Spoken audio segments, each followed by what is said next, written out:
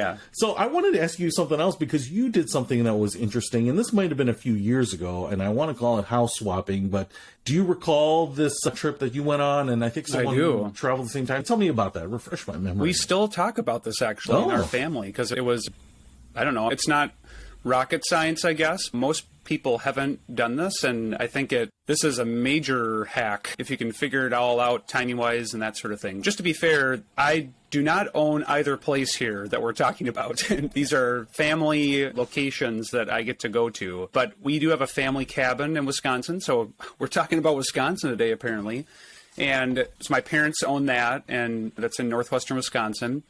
And we had some family that lived in the San Diego area, and they grew up and had ties near where the place is in Wisconsin. So it's cousins of my dad. They'd wanted to come with their extended family up to visit. And we would like to go to San Diego to visit.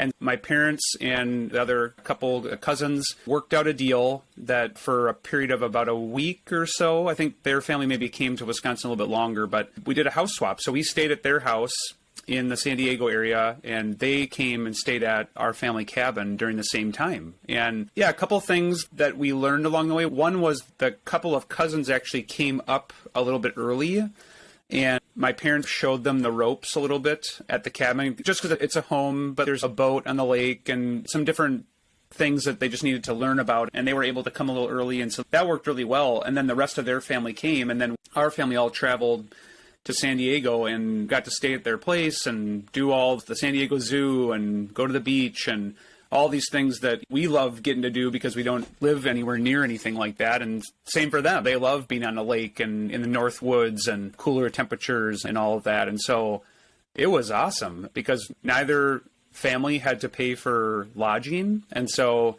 it just came down to flights and meals. And that honestly probably saves you a third of your cost or more, depending on these days. Gosh, with flight prices, it's probably more like half your cost. So it was a wonderful thing to be able to do. I hope we get to do it again or do it with other family members. But yeah, if you're someone listening and you have family friends that have wanted to come visit your area, and maybe it's hopefully some folks so that you're not just leaving as they're coming to see you, but they want to come to your area and they're in a spot where you want to go visit. That is a great way these days to save some money and go see a different place. And then you have the peace of mind knowing who is staying at your place too. So with an Airbnb or some like VRBO, you have to set it up not knowing always who's going to be there. But in this case, it was family. So we weren't concerned about anything. And it was just a phone call away if there was an issue to have to deal with that. So it worked great. I would do it again in a heartbeat. Our cousins actually had a pool at their house. And so for my kids, like that was all we needed. We could have just done that every day and it would have been fun. And I think for their family, having the lake and the boat and just the ability to fish and all these things they can't easily do on the ocean was also really fun for them.